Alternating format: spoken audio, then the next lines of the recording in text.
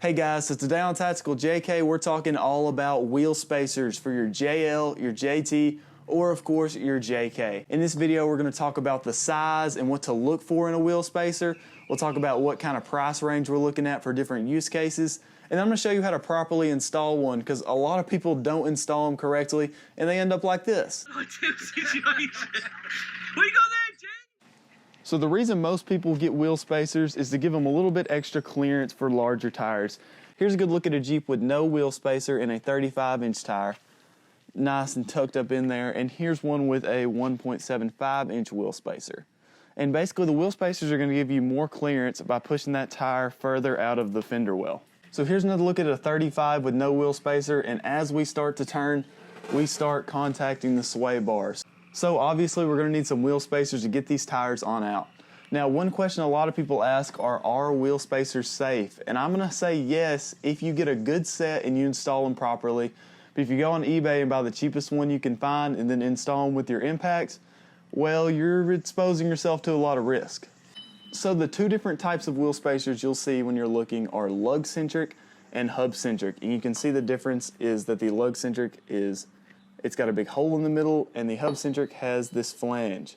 Now the flange actually is to replicate the factory flange, which is on the stock setup. So on the factory Hub we have a flange in the middle, and then our 5 bolts which just hold the wheel to the flange. The flange is what actually supports most of the weight of the vehicle and all the up and down forces when you're crawling rocks and all kinds of stuff. So the Hub-centric wheel spacer fits over that factory flange and then repeats it on the front.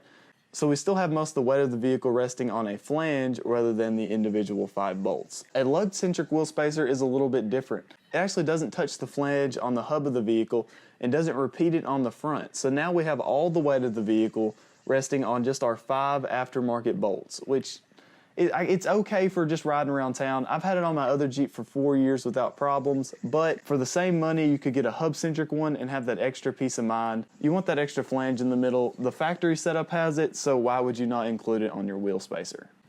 Alright, so let's go ahead and talk about wheel spacer size.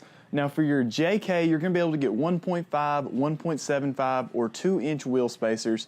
And for your JT or JL, you're only going to be able to get 1.75 and 2-inch wheel spacers. So on the left here, here's a 1.75-inch wheel spacer, and on the right is a 2-inch wheel spacer. And if you set them side by side, there's just a little bit of difference. Honestly, size of wheel spacers really doesn't matter.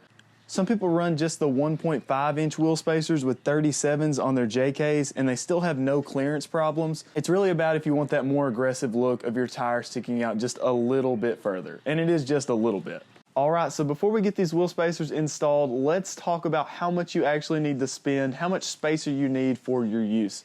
If you're like me and spend a whole lot of time on the road with a little bit of occasional wheeling, there's no reason you need to spend all that crazy money on a set of Spidertrax spacers, I wouldn't think. The spacers I'm running on both these Jeeps are around $110. And while I wouldn't recommend the Lug-centrics over the Hub-centrics, I feel like for $110 you're definitely getting a good set of wheel spacers. But if you're out there every weekend just kind of tearing up the trails on your 37s or 40s, you're going to want to go with a good, reputable brand like Spidertrax. Spidertrax makes some really good wheel spacers, but the only thing is they start at like $220, which is double the price I paid for each of these wheel spacer sets. But if you need that extra strength and dependability, it's probably worth it. I'm going to do some research and find a good set of wheel spacers for the JL and JTs and the JKs for both the kind of use that I do and the extreme use, and I'll link all those down below. Alright, so now let's start reinstalling the wheel spacers, starting with our Lug-centric wheel spacer on the green Jeep. The back of this rotor is covered in rust, and that's going to be a problem because we need a smooth surface to mount to. We also have these twist locking rings, and there really will be 2 or 3 of these, but I just got this one up here for an example. We'll have to remove these as well. To remove these little twist nuts, all we have to do is use a screwdriver to pry open each of the individual tabs, and that should allow us to rotate it free. With all those removed, we can break out our wire brush and our safety glasses and get to work smoothing out this surface.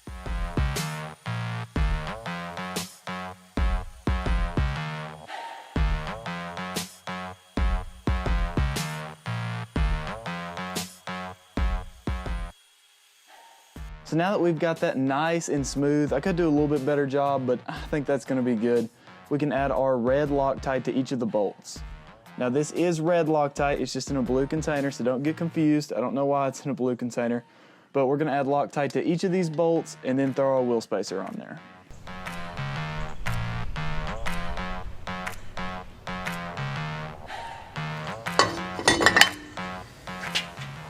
So we've got our wheel spacer on, and I've gone ahead and started each of these nuts, but to tighten them, we're not gonna break out the impact. We're gonna be using our torque wrench. My instructions say to go around in a star pattern at 30 foot-pounds, 60, and then 100. And we're gonna be doing that with the torque wrench.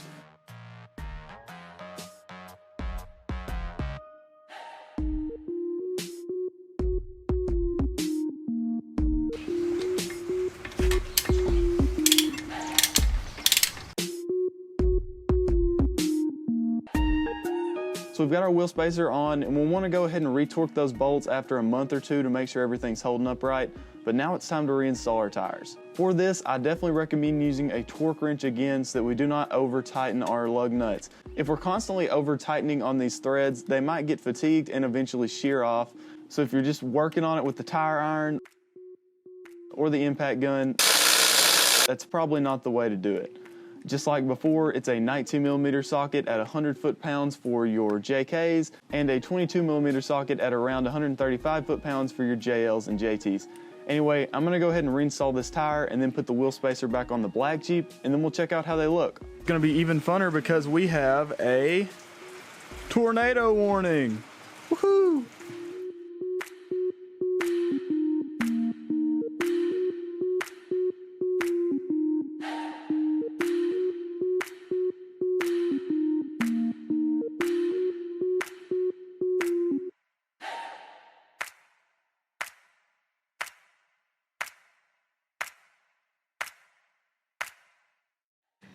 All right, so now we've got the wheel spacers installed, and I figured I'd just kind of show you how they look.